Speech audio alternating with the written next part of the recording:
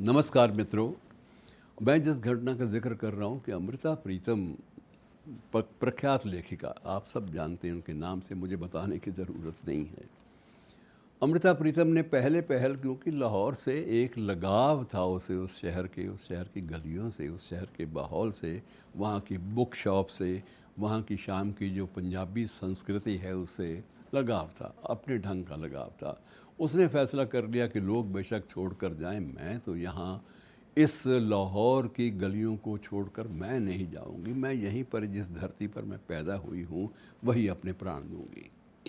लेकिन एक रात ऐसी भी थी, शायद 13 अगस्त की रात थी या 14 की, मुझे पूरा नहीं याद, लेकिन ये अमृता जी ने स्वयं ही एक भेंट के दौरान इस बात की पुष्टि की थी कि एक बार शोर शराबा इतना ज़्यादा था कि उन्होंने हालांकि वो माहौल ऐसा नहीं था, वो वातावरण ऐसा नहीं था, वो दिन ऐसे नहीं थे जिन दिनों में खिड़कियां खोली जाएं और बाहर देखा जाए। लेकिन मैं रह नहीं पाई, जब मैंने एक औरत की चीखें सुनी तो मैंने खिड़की खोल कर देखने का प्रयास किया।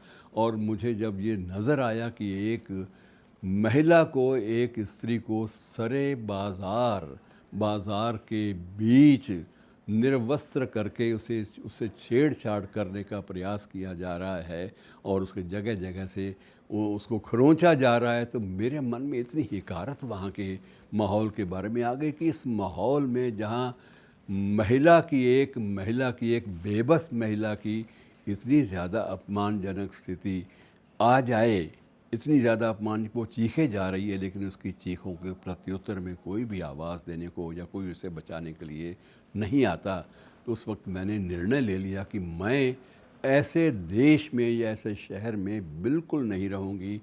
और मैंने उसी रात के पहले पहर में, अंतिम पहर कह लीजिए, रात का अंतिम प्रहर, मैंने ये फ़ैसला कर लिया कि मैं हर हालत में चली जाऊँगी।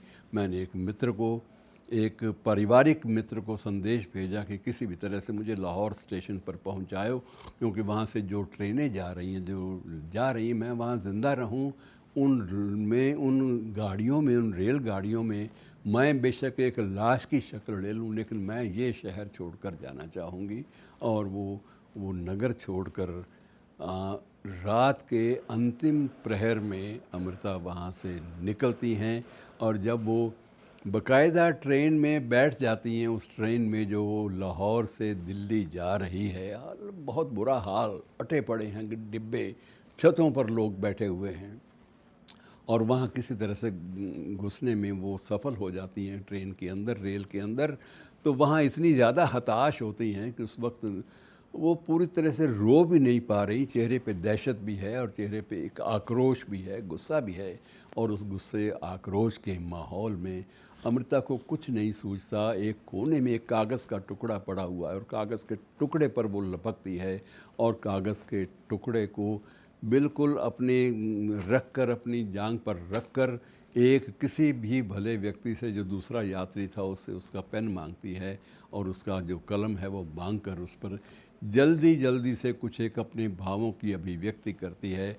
और भावों की अभिव्यक्ति को बाद में अपने आंचल में ठोंस लेती है और वही एक अमर कविता का रूप ले लेती है। वो पंक्तियाँ, जिन पंक्तियों में ये था कि आज आखां वारिस शाह नूं कि तो कबरां विचों बोल, आज उस किताबे इश्क दा कोई अगला वर्का फोल, एक रोई सी धी पंजाब दी तू लिख लिख मारे वैन, आज लखां तियां रोंदियां तैनू वारिस शाह नूं कहन।